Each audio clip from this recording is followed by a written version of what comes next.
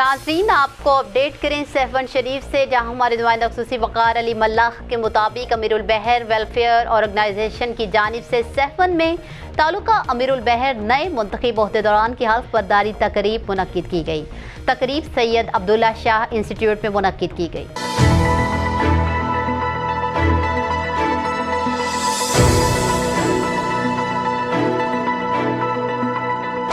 अमीरुल बहर welfare organisation हल्फ बर्दारी तकरीब में मरकज़ के ओहदेदारान मुल्लाह बरादरी के लोगों अमीरुल बहर वेलफेयर ऑर्गेनाइजेशन हल्फ बर्दारी तकरीब में मरकज़ के ओहदेदारान मुल्लाह बरादरी के लोगों अमीरुल बहर वेलफेयर ऑर्गेनाइजेशन सिंध के मेहमान ख़ास वडेरों मुनव्वर अली मल्लाह, सरदार अयूब मल्लाह, मल्लाह बरादरी के लोगों ने शिरकत की। अमीरुल बहर वेलफेयर ऑर्गेनाइजेशन सहवन के Wasim Ali Mirani, deputy general secretary youth wing Gulzar Ali Mallah, Ghulam Haider Mallah ने आए हुए मेहमानों को सिंधी टोपी अजरक पेश की और तकरीब में नए आए हुए ओहदेदारान ने हल्फ उठाया। तकरीब में वसीम अली मिरानी ने मीडिया से बात करते हुए क्या कहा, आइए देखते हैं। जो तालके बाडी ते तालके जो रहल हो उन असां अॼु मुकमल कयोसीं।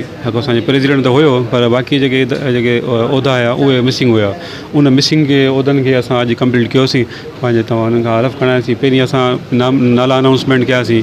नाला अनाउंसमेंट करे उन्हनि खां कंफर्म करे पक करे पोइ असां उन्हनि खां हलफ़नामो वरितोसीं। हाणे हलफ़नामे में असां सभिनी जेको आहे बिरादरी जे जेके उहदेदारनि कसम खयो आहे त इंशाअल्लाह उहे पंहिंजी बिरादरी लाइ ॾींहुं राति महिनत कंदा ऐं उन्हनि जे लाइ सोचींदा, उन्हनि जे लाइ उन्हनि जी ज़िंदगी जा उन्हनि जी सहूलियतूं, उन्हनि जी समाजी कम ऐं जेको आहे इज्तमाही जेके इनफ़रादी जेके मसइला हूंदा उहे सभु हल कंदा। ऐं मूंखे ॾाढी ख़ुशी थी। मां तव्हांखे ख़बर आहे त डिप्टी जनरल सेक्रेटरी आहे मर्कज़ ते, त मुंहिंजे मथां जो फ़र्ज़ु हो त मां तालिके जी पार्टी कंप्लीट करायां। अॼु अलहमदिल्ला असां सरदार अयूब मल्लाह जे जेको आहे अॻुवाणी में ऐं deputy general secretary Wasim Ali Mirani जी अॻुवाणी में जेको आहे तव्हां हीअ असां हलफ़नामो प्रोग्राम कंप्लीट कयोसीं।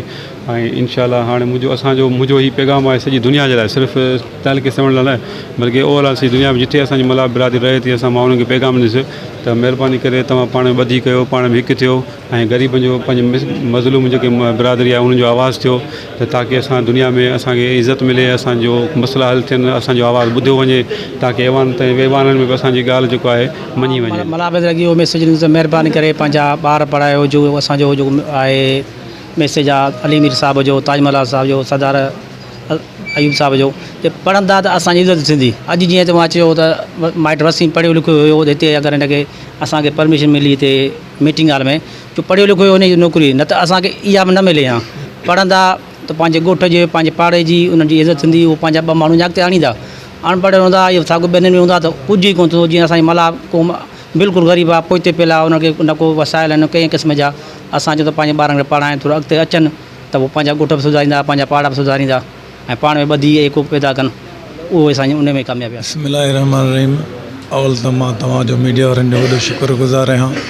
तव्हांजे तवसल सां मां हीअ पंहिंजी क़ौम वारनि जे लाइ हिकिड़ो नंढिड़ो मैसेज छॾींदुसि त अञा कुझु असांजो मल्लाह या मीरभर या मीराणी रहियल आहे। को कंहिं बचनि जे अटे जे पुठियां आहे, को कंहिंजे पुठियां आहे, को कंहिंजे पुठियां आहे।